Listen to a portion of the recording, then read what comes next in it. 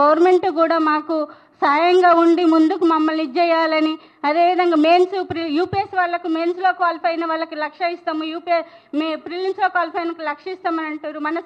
మన తెలంగాణ గవర్నమెంట్ వాళ్ళకు group 1 officers మీరు కూడా హెల్ప్ చేసి మాకు కూడా ఏదో విధంగా హెల్ప్ చేయాలని, ఈ విధంగా మాకు జరుగుతున్న అన్యాయాన్ని ఎదిరించాలని కోరుకుంటున్నాం గవర్నమెంట్ను కూడా.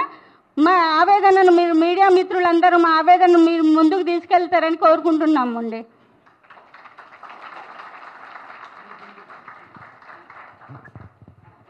హలో, అందరికీ నమస్కారం.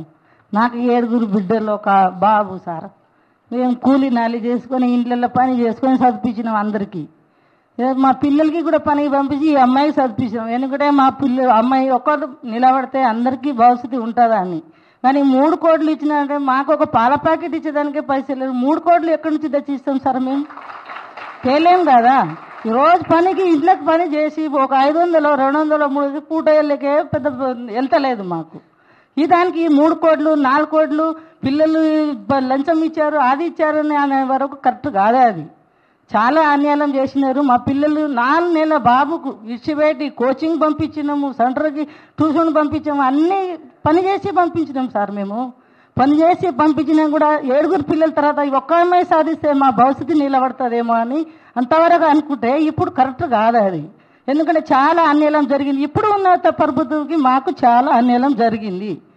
ఇది న్యాయం కావాలి మాకు. ఏదైనా పిల్లల భవిష్యత్తు పాడు చేయవద్దు.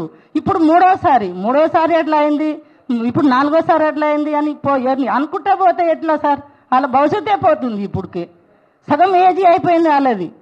మరి ఇప్పుడు ఎట్లా సార్? మాకు న్యాయం ఎవరు చేస్తారు? ఇప్పుడు ఉన్న ప్రభుత్వం చేయకపోతే ఇంకా ఎప్పుడు జరుగుతుంది మాకు? ఇప్పుడు ఒక్కటే కోరుకున్నాం సార్, మేము మాకు న్యాయం కావాలి. మీరు ఏమన్నా అనుకోండి, మాకు పిల్లలు చదువుకున్నారు, భవిష్యత్తుకి నిలబడ్డారు, మాకు న్యాయం కావాలి సార్.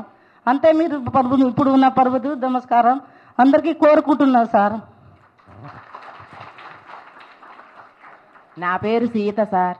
మాది కోదాడు పక్కన వాయలసింగరం అనే పల్లెటూరు. మా పిల్లల్ని చిన్నప్పటి నుంచి గవర్నమెంట్ స్కూల్లో చదివించిన సార్. మా దగ్గర అసలు 3 కోట్లు ఎక్కడి నుంచి వస్తాయి సార్ ఇవ్వడానికి? 3 కోట్లు ఉంటే మేము ఏదో బిజినెస్ చేసుకునే బతుకుదు. కూలి నాలిగి పోయి మా పిల్లల్ని చదివించుకున్నాం సార్. మా భవిష్యత్తు ఇట్లా అయిపోయింది, కూలి బతుకు అయిపోయింది. మా పిల్లలన్నా మంచిగా బతుకుతారేమని మేము ఆశపడ్డాం సార్.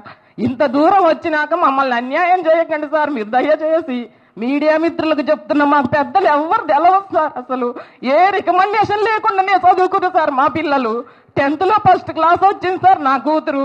నా బిడ్డ భవిష్యత్తు మంచిగా ఉంటుందని మేమెంతో సంతోషంగా ఉన్నాం సార్. ఇప్పటి వరకు మా పిల్లల్ని అన్యాయం చేయకండి సార్ దయచేసి. ఇంతకంటే ఎక్కువ నేను మాట్లాడలేము సార్.